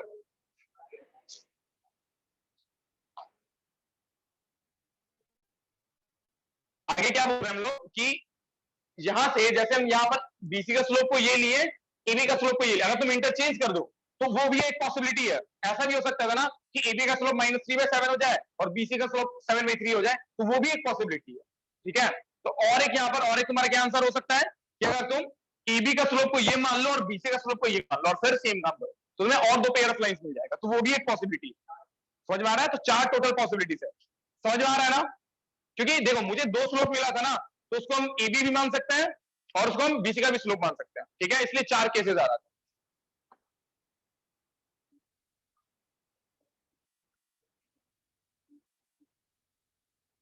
एंड इसीलिए तुम्हारा डिफरेंट आया, समझ में आ रहा है। अब ये चारों आंसर होगा टोटल। ठीक है, इंटरचेंज करके ले लेना तो तुम्हें और दो लाइंस मिल जाए। अगला क्वेश्चन देखते हैं। If the lines if the lines y is equal to 3x plus 1, if the lines y is equal to 3x plus 1 and 2y equal to x plus 3 and 2y is equal to x plus 3 are equally inclined, are equally inclined,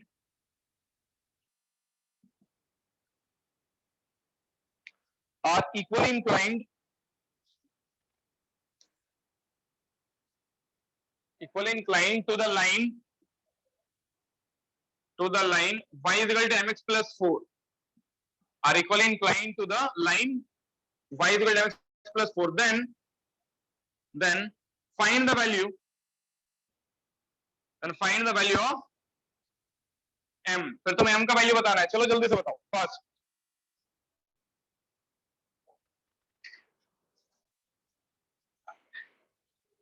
next class कल ही है ना,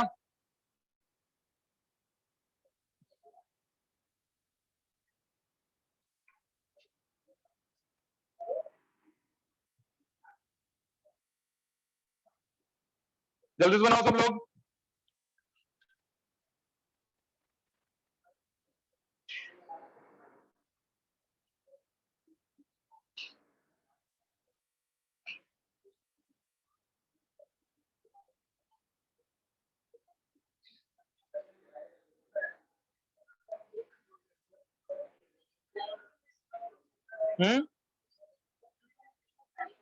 equally incline का मतलब समझ में आ रहा है या नहीं?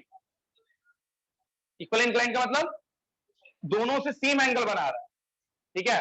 मतलब ये जो लाइन है y इक्वल x प्लस 4, ये दोनों लाइन से इक्वल एंगल बना रहा है, समझ में आ रहा है? अरे मतलब ऐसे है, एक रफ डायग्राम से समझाएं तुमने, तो ऐसा कुछ है कि एक लाइन है और इन दोनों से जैसे ए 45 मान लो, कुछ भी 45 भी मान लेते हैं, थीटा बना रहा है और इसके साथ में थीटा बना रहा है, ऐसा हो सकता है ना? ये तुम्हारा लाइन हो गया mx प्लस 4 और ये बाकी दोनों लाइन हो गया, तो ये जो लाइन है दोनों से थीटा थीटा एंगल बना रहा है, ये बोल रहा है इक्वल इंक्लाइन।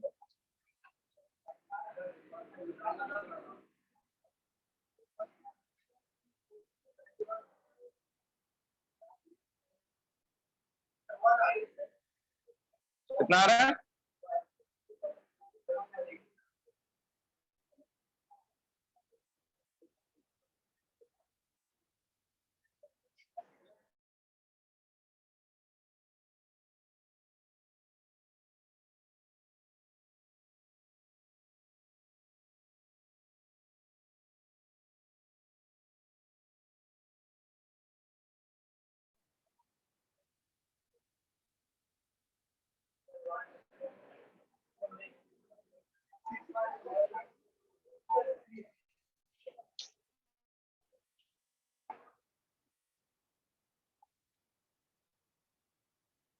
ठीक से करो, ठीक से करो, बताओ क्या आ रहा है वैल्यू?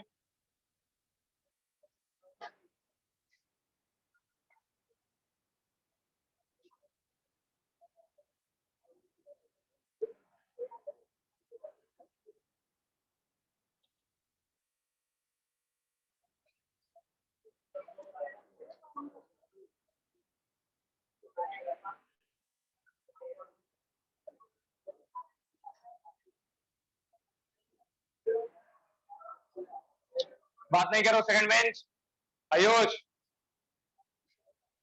सॉल्व करो जल्दी से और बताओ क्या आ रहा है?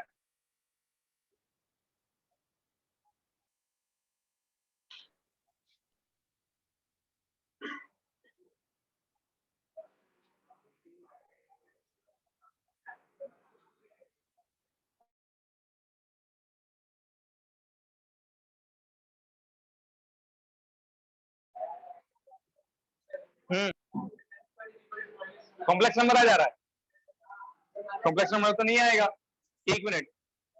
y equal to 3x plus 1 और 2y इक्वल टू x प्लस 3, नहीं कॉम्प्लेक्स नंबर नहीं आएगा, जल्दी करो, ठीक से करो, ठीक से करो, गलती कर रहे हो तुम लोग। नहीं, अभी भी गलती हो रहा है, ठीक से करो। हाँ, नहीं,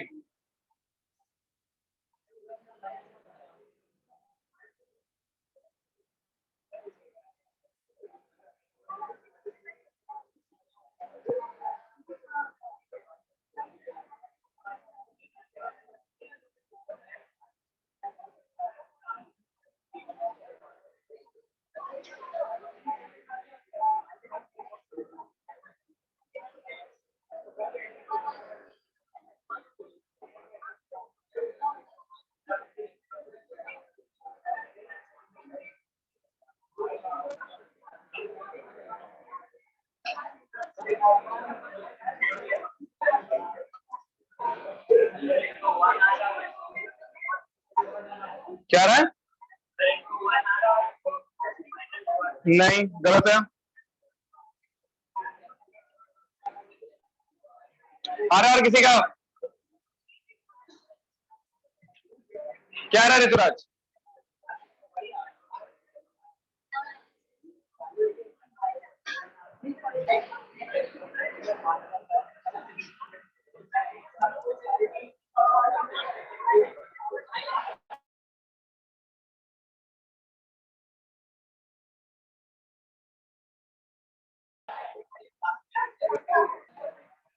किसी का नहीं आ रहा है? अरे दोनों तो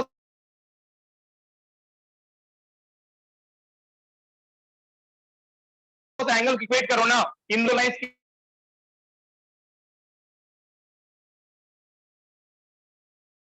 के बीच में जो tan थीटा आएगा और उन क्या रहा माइनस,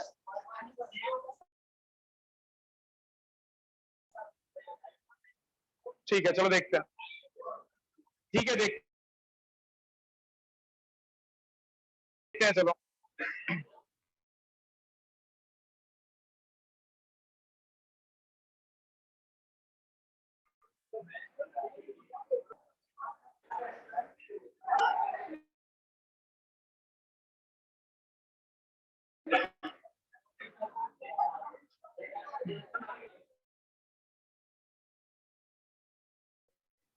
हो गया बात, देखते हैं, बात नहीं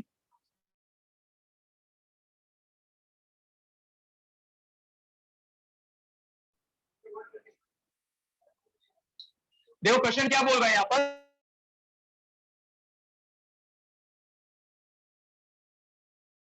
कि दोनों लाइंस के बीच में, ठीक है, तो इन दो लाइंस के बीच में एंगल हम कैसे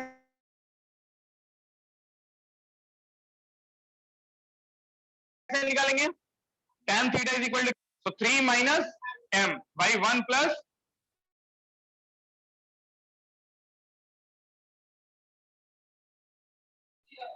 3m, और इन दो के बीच में क्या हो जाएगा, थीटा से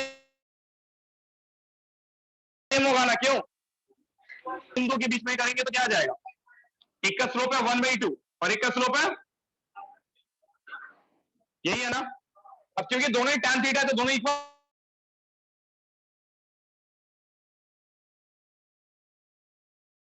होगा, दोनों equating 1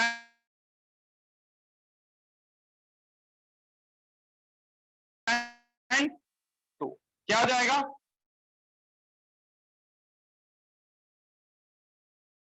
mod of 3 minus m by 2 plus m, plus minus आएगा तो दो केसेस लो, एक साइड प्लस माइनस ले लो, is equal to plus minus 1 minus 2m by 2 plus m, ठीक है। चलो एक बार प्लस को लेते हैं, taking the positive sign, taking the positive sign,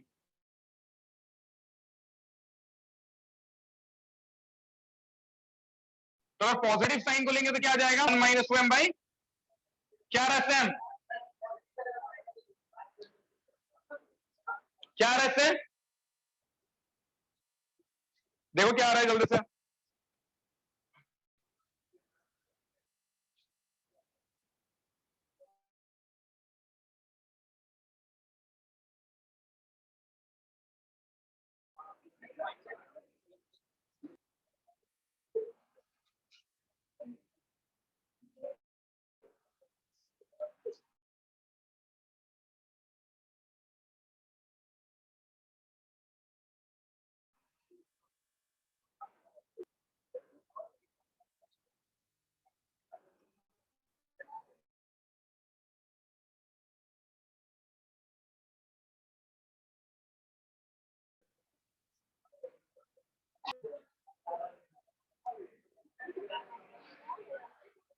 अरे बात क्यों कर रहा है, क्या आंसर बताओ, ठीक है, और एक नेगेटिव साइन लो, एक नेगेटिव साइन के साथ लो जल्दी से,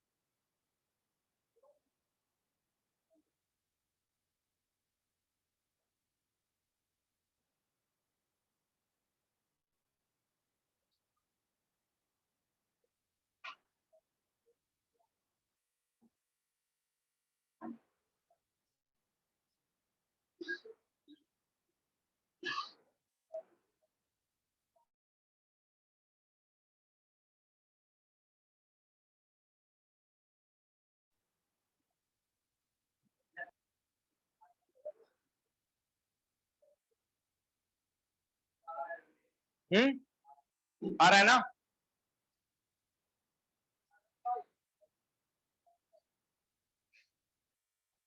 चलो, तो अगर पॉजिटिव साइन ले रहा है तो यहां से सिंप्लीफाई करो, यहां से क्या m स्क्वायर माइनस 1 आ रहा है यहां से, तो इसके लिए तो कोई रियल सॉल्यूशन नहीं होगा, नो रियल सॉल्यूशन, क्योंकि एक रियल नंबर का स्क्वायर कभी नेगेटिव नहीं हो सकता है, ठीक है। चलो अब नेगेटिव साइन को लेते हैं, टेकिंग द नेगेटिव साइन, तो अब नेगेटिव साइन को लेंगे तो क्या आ जाएगा, 3 minus m by 1 plus 3m is equal to क्या आ जाएगा, minus of 1 minus 2m by 2 plus m। यहां से क्या आ रहा है, क्वाड्रेटिक क्या आ रहा है यहां से,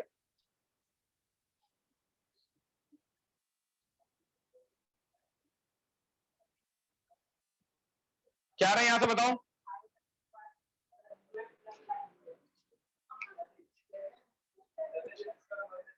7m square minus 2m minus 7, ये आ रहा है क्या। अरे फैक्टराइज नहीं हो रहा है तो क्वाड्रेटिक फार्मूला से निकालते हैं, चलो जल्दी से। क्या जाएगा, 2 plus minus under root 4 plus 4 into 49 by 2 into 7।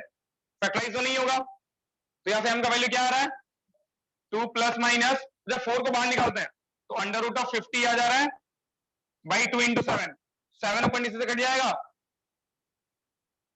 Sorry 7 नहीं, 2 ऊपर नीचे से कट जाएगा, तो 2 कटेगा तो 1 प्लस माइनस रूट 50 बाई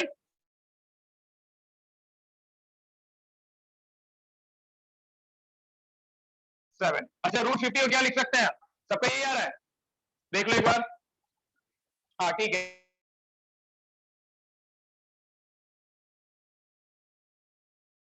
ये आ रहा है, ओके सबका ये आएगा, देख लेना, रूट है ना, ये आ जाएगा 1 प्लस माइनस 5 रूट 2 बाई 7, तो ये हो जाएगा स्लोप।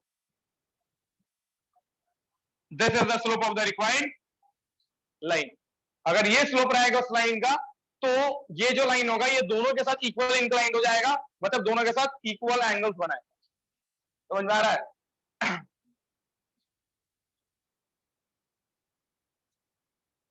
क्लियर है सबको, चलो ठीक है। तो नेक्स्ट हम लोग आगे बढ़ेंगे, ठीक है, एंड सब लोग स्ट्रेट लाइंस को थोड़ा अच्छे से बनाओ, ओके सब लोग थोड़ा स्ट्रेट लाइंस को प्रैक्टिस करो अच्छे से जाकर के, जो भी कुछ पेंडिंग बचा हुआ है जल्दी से उसको कवर करो, नहीं तो जैसे स्ट्रेट लाइंस कवर होगा तो बाकी सारा टॉपिक काफी फास्ट चलेगा, सर्कल्स पैराबोला ये सब।